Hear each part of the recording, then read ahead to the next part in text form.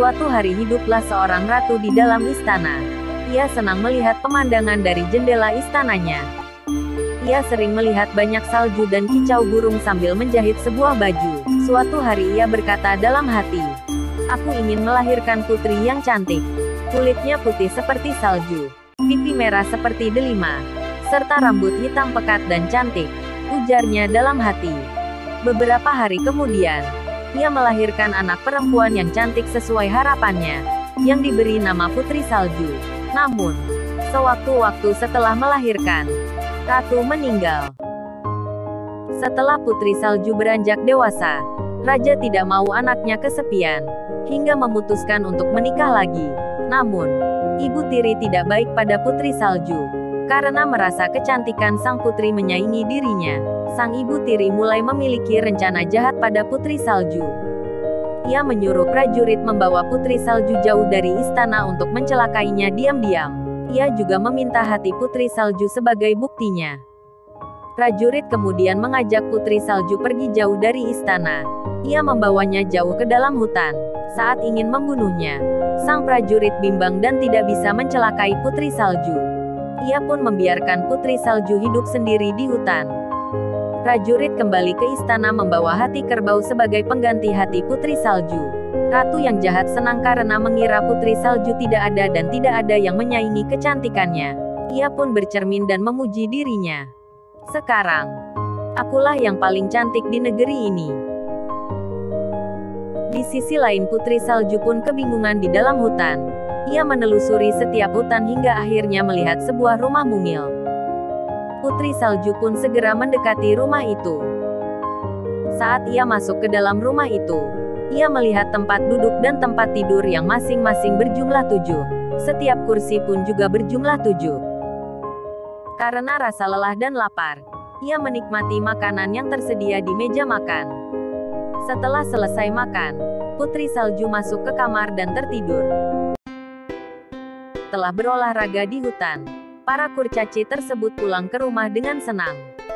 Mereka sangat lapar dan ingin segera makan. Saat membuka pintu rumah, semua kurcaci terkejut. Karena hanya sedikit makanan yang tersisa. "Siapa yang memakan makanan kita?" tanya kurcaci.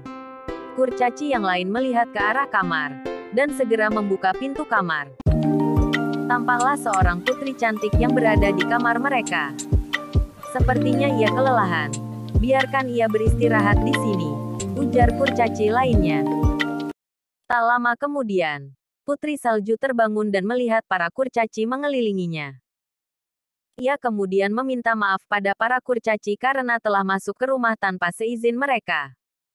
Ia pun menceritakan kejadian yang sebenarnya.